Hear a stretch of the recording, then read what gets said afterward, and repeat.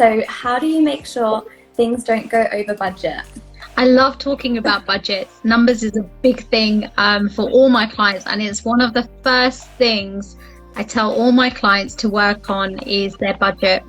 And sometimes it's not about just how much money is sitting in the bank account, but obviously you've got finance options, loans, remortgaging, etc.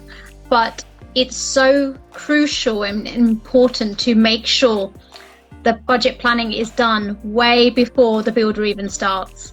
And that's where a lot of home renovators, people who are building a new house, that's where the mistake comes, is because they think, oh, I'm just going to spend £150,000 on my house, and they've not itemized it. They've not done a breakdown as to where that money is being spent. And of course, there's a lot of areas that are unforeseen, but I strongly advise everyone to have a 10 to 15% contingency. So if something was to go wrong or something was ordered incorrectly, there's always a little bit of a buffer. But it's very common for everyone to go over budget, but I'm on missions to try and train people to make sure they're doing their budgets in advance. And I've actually got a very good Excel document that I've designed myself, which I will be sharing soon anyway, for people to buy, and they can fill it in. Doesn't matter what size their project is, but it is itemized down to the cost of a toilet. So it's not just about the builder's cost, the electrician's cost, the plasterer, the decorator. It's about what everything is in terms of cost that goes into a project. Like how much is your kitchen, how much is your bathroom, down to your tiling, the square meterage of your tiling. The more you itemize it, the less chance you have of going over budget. But there's another big ticket item that always gets forgotten about, isn't there, Charley? There is, but it's so hard, because how would you know the cost of all those things, like the toilet, the bath, unless it is your job? So it's really helpful that you put together a spreadsheet for everyone.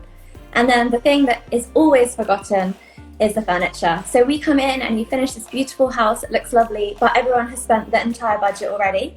So I think that's the number one thing that we say over and over and over and over. When you do your initial budget, so sitting and working through Harry's spreadsheet, don't forget to think about furniture, because otherwise you come to the build, you want to fill it with beautiful things, but you've already spent your whole budget.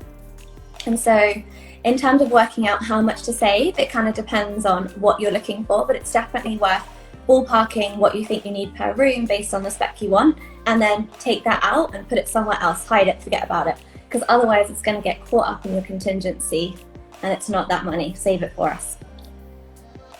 Yeah, I think that interior spend is always forgotten about, and people don't actually realize how much things like curtains, the sofa, dining table, it all does cost money, especially when you're doing bespoke fabrics and cushions and window treatments, that they just end up running out of money because they've not planned in advance. Yeah, and you want it finished to that high standard, and as much as you can make the architecture look great in the space, if you then don't fill it with furniture that looks great, it's kind of not going to give you the look that you want. And we see that all the time, and people walk through and they're just not getting that polished image that they've had in their head, they've seen on Pinterest, and it's because they haven't budgeted correctly. So I feel like that's a good question for our number one, and we can't stress it enough. Yeah, I like that question. Yeah, so hopefully that's helped. We're not going to name who gave in the questions, but hopefully they're watching and that was helpful. And so we just had a follow-up question come through about whether there's a rule of thumb for budgeting for furniture. So that's quite a long question. We won't go into it properly now, but we do have a guide coming out later on next month, which is going to give you a breakdown, so depending on how much you want to spend. So we've got the good, the best and the better range in terms of budget.